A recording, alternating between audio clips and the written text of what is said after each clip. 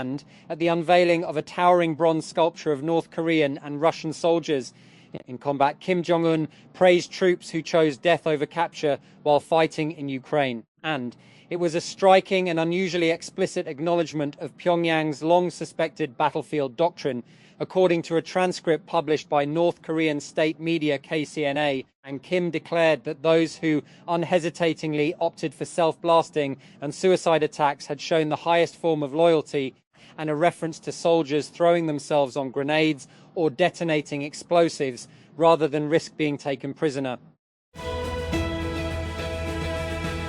New Delhi, India. Indian officials have floated a controversial plan to introduce apex predators such as crocodiles and venomous snakes into riverine stretches along the Bangladesh border to act as natural deterrents against undocumented migration and smuggling in places where erecting fencing is difficult. India's 4,096-kilometre-long to 545-mile border with Bangladesh runs through some challenging terrain, and New Delhi has found some stretches impossible to fence. An Iranian Football Federation delegation says it turned back at Toronto's main airport this week, citing their treatment by Canadian immigration, and is set to miss a pre-World Cup FIFA gathering in Vancouver. Iran's Tasnim news agency reported on Wednesday that the delegation members, including Federation President Mehdi Taj, Secretary General Hediat Mombeni and his deputy Hamed Momeni, turned back fet upon arrival at Toronto's Pearson Airport despite holding valid visas, citing what was described as the unacceptable behavior of immigration officials. The Pakistan Medical and Dental Council has directed all medical and dental institutions to implement structured mental health screening protocols in response to rising cases of suicide and psychological distress among students. In an official statement, the council stressed the urgent need to safeguard the mental well-being of both students and faculty, highlighting the intense academic pressure in medical and dental colleges. The Pakistan Airports Authority, PA, is accelerating work on multiple aviation projects aimed at modernizing infrastructure and improving connectivity across key regions. The authority has launched feasibility and master planning work for a new greenfield airport in Faisalabad, marking the start of collaboration with international consultancy firm Dar Al Handasa in joint venture with local partner OCL Agent. The Balochistan government has launched a new Green Line bus service in Quetta on the directives of Chief Minister Mir Sarfraz Bugti, aiming to improve public transport and healthcare access. The service connects key areas of the city to the Sheikh Mohammed bin Zayed Al Nahyan Institute of Cardiology, providing safe, reliable and affordable travel for patients and their attendants. And the government has revised passport delivery timelines, shortening the wait for applicants under the normal category and introducing a faster processing schedule across all major passport services. Under the updated application priority system for machine-readable passports, MRP, fast-track applications will now be delivered within 2 working days, while passports submitted under the urgent category will be issued within 5 working days. Motorola has officially introduced the 2026 Razr lineup, including the Motorola Razr 2026, Motorola Razr 2026, and Motorola Razr Ultra 2026. Internationally, the devices will launch as the Razr 70, Razr 70 Plus, and Razr 70 Ultra. The new range of foldables includes a mid-range device, a high-end unit, and a full-on flagship-grade foldable. 4-year-old Shamir in Sindh Sujawal had been receiving his Hifazati TK on time for pneumonia, diarrhea, measles, typhoid, poliovirus. Every box on his vaccination card was marked complete. Yet on March 5, He became Pakistan's first reported polio case of 2026. Shamir showed no visible symptoms. He went out to play as usual, did not complain of joint pain, and showed no signs of paralysis. This is because he had contracted non-paralytic polio, which is a form of the disease that goes unnoticed, sometimes showing up only as a mild flu, but still capable of spreading the virus. The virus in his gut was genetically linked to a positive environmental sample from Hyderabad, lab analysis showed, pointing to ongoing transmission in Sindh. Bears continued to dominate the trading floor at the Pakistan Stock Exchange, PSX, on Thursday as the KSE 100 plunged by over 4,100 points during intraday trade. KSE 100 declined by 4,786.92 points, or 2.89%, to stand at 161,036.95 points from the previous close of 165,823.87 points. And European leaders are seeking to clarify a little-used mutual defence clause in the European Union Treaty as questions grow over Washington's long-term commitment to NATO during a deepening rift with the United States. NATO, and founded in 1949, is a military alliance of North American and European countries built on the principle that an attack on one member is an attack on all. But years of tension between Washington under President Donald Trump and its European allies have pushed European governments to place greater emphasis on their own defence capabilities. And New York City Mayor Zohran Mamdani called for King Charles to return the prized Koh-i-Noor diamond, which the British Empire took from the Indian subcontinent in the 1800s, on the third day of the monarch's state visit on Wednesday.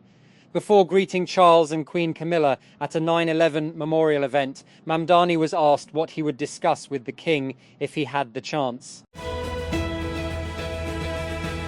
And singer Misha Shafi on Wednesday filed an appeal in the Lahore High Court challenging a civil decree which ordered her to pay Rs 5 million in damages to fellow singer-cum-actor Ali Zafar, deciding a defamation suit related to sexual harassment allegations.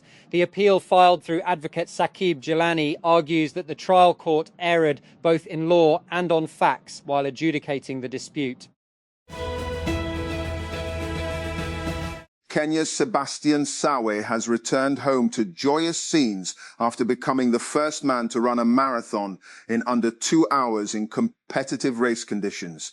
His incredible achievement at the London Marathon on Sunday is being celebrated in Kenya, where officials welcomed him home in the midst of a crush of cameras at the Jomo Kenyatta International Airport in the capital, Nairobi. Oil prices jumped on Thursday in Asia after a report that the US military is set to brief President Donald Trump on new plans for potential action in the Iran war. US Central Command has prepared a plan for a wave of short and powerful strikes on Iran in a move aimed to break the deadlock in negotiations with Tehran, news site Axios reported.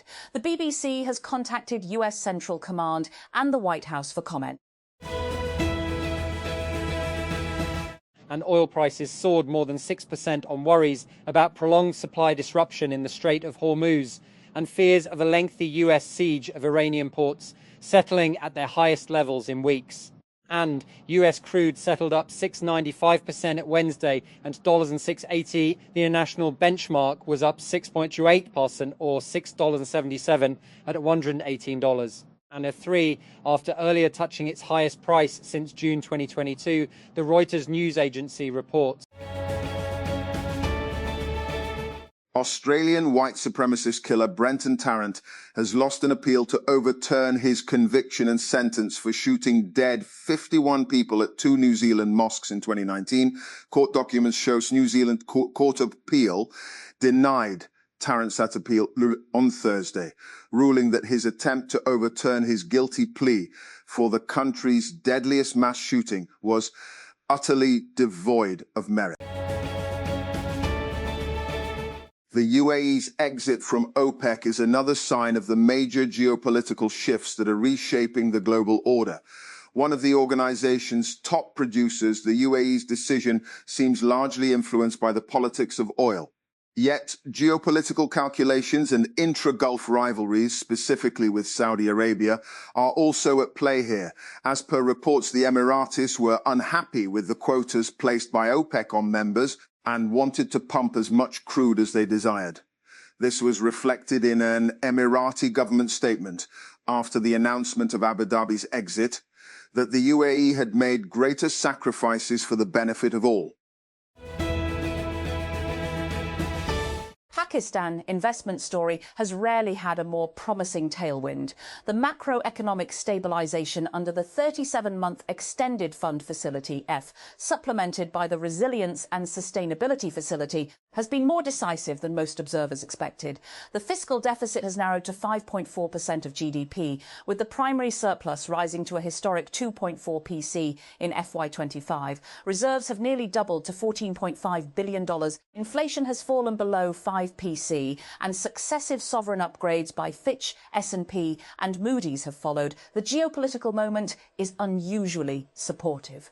The sentiment in the international community in the non-traditional export-oriented sectors such as mining and digital and IT services is extremely encouraging. This has reset the tone in how Pakistan engages capital. Reko Diq achieved financial closure in 2025, a $7 billion project backed by International Finance Corporation, the Asian Development Bank and financiers from the US, Canada, Japan and Saudi Arabia. It is projected to deliver $2. 5 billion in annual exports from 2028. After a near two-decade hiatus, the privatisation of Pehel closed in December 2025. It is indeed a vote of confidence, and the precedent it sets for the DISCOs, electricity distribution companies, and other state-owned enterprises, SOEs, is more valuable than the transaction itself. It seems that Pakistan is positioning itself for an export-led takeoff. There is a specific kind of quiet that settles over a capital city when its ruling elite begins to realize that the ground beneath their feet is moving. In Canberra and Melbourne, among the scholars and officials who manage the delicate machinery of the Australian state's foreign policy, that quiet is palpable. There is the hushed intensity of a room where the old maps no longer match the terrain. I am currently here meeting those tasked with studying and navigating these waters, and the sense one gets is unmistakable. Asia is undergoing a crucial transition. For decades, the regional order was built on two sturdy pillars, American security protection and American economic dynamism. Today, both pillars are trembling. The region is waking up to a world where it can no longer outsource its security to Washington or rely solely on the American consumer to drive its growth. Instead, it is being forced to find its own security architecture and cultivate its own sources of economic dynamism. United States prosecutors have brought charges against Mexico's Sinaloa State Governor Ruben Rocha Moya and 9 current and former officials, accusing them of links to the Sinaloa drug cartel in a move that could strain relations between the two countries. An indictment unsealed on Wednesday in New York alleges that Rocha Moya, 76, and 9 others worked with cartel leaders to move large quantities of narcotics into the U.S. in exchange for political support and bribes. Tech companies are racing to build out infrastructure that can further drive the automation boom. Now, Japanese multinational SoftBank reportedly plans to create a new company designed to automate the creation of that infrastructure. SoftBank is putting together a new business called Rose AI, the Financial Times originally reported. Rose would seek to make data center construction in the US more efficient, the Wall Street Journal reports. It would do that by, among other things, deploying autonomous robots to help build server farms. Speakers at discussion on Islamabad talks warn oil prices may go beyond $120 per barrel if war resumes. Tehran proposal on Hormuz reopening gains traction. Ex-envoy claims conflict described as non-contact war with global economic impact. Pakistan's role for world peace praised at UK-based Forum Lahore. Intense domestic political pressures in Washington and Tehran could stall a final peace deal. Speakers at a panel discussion warned on Wednesday. stressing that failure to reach an agreement might trigger a regional conflict and push global crude oil prices beyond $120 per barrel. Washington. U.S. Defense Secretary Pete Hegseth repeatedly clashed with Democratic lawmakers over the Iran conflict on Wednesday. In his first testimony to Congress since President Donald Trump launched the war more than 2 months ago, appearing before the House Armed Services Committee, Hegseth quickly struck a combative tone, saying in his opening remarks that the main challenge at this point is the defeatist words of Democrats and some Republicans. And on paper, the Judicial Commission of Pakistan (JCP) meeting convened for April 28 was about a routine administrative matter. The transfer of a few High Court judges under Article 200 of the Constitution. In reality, however, the proceedings evolved into a foundational clash over judicial accountability, the limits of administrative authority, and whether the Constitution permits a quiet correction of conduct without invoking formal removal mechanisms. Insiders say move is part of wider internal review, not country-specific, as evidenced by UAE's decision to quit OPEC bloc. PTCL says it is not aware of any change in shareholders' plan Islamabad. A leading business group from the Middle East is said to be in the process of reviewing its exposure to Pakistan's telecom sector as part of a broader portfolio optimization exercise that could potentially lead to its exit from the Pakistan Telecommunication Company Limited, PTCL. King Charles and Queen Camilla laid flowers at the September 11 memorial in New York in a somber moment during their state visit to the United States. It is the first time that the royal couple have been to the site, which remembers the nearly 3,000 people who lost their lives in the attacks of 25 years ago. A landmark royal commission into anti-Semitism called in the aftermath of the Bondi shooting has recommended that gun reforms be prioritized and policing arrangements for Jewish holidays extended to other Jewish festivals. The commission, Australia's most powerful form of public inquiry, was announced in January, 3 weeks after 2 gunmen opened fire at a Jewish event at Bondi Beach, killing 15 people. And Amazon was one of several tech giants that on Wednesday beat Wall Street's first quarter earnings expectations, offering more financial evidence that the AI boom continues to reward companies that supply the picks and shovels. And Amazon's cloud business is the latest example. Amazon Web Services, buoyed by its role in fueling the AI boom, saw its net sales increase 28% year over year, climbing to $37.6 billion, the company said Wednesday. And it was the fastest growth rate for AWS in 15 quarters, Amazon president and CEO Andy Jassy said during the company's earnings call. And Amazon and Meta are among the big companies set to lobby India's payments body over the dominance of Walmart-owned PhonePe and Google Pay in the country's fast-growing instant payments network. And executives representing platforms including Amazon Pay, WhatsApp, Cred, MobiKwik, and Flipkart's Supermungry are scheduled to meet the National Payments Corporation of India on Thursday, TechCrunch has learned. And the body operates the Unified Payments Interface, UPI, India's instant payments system that processes billions of transactions each month.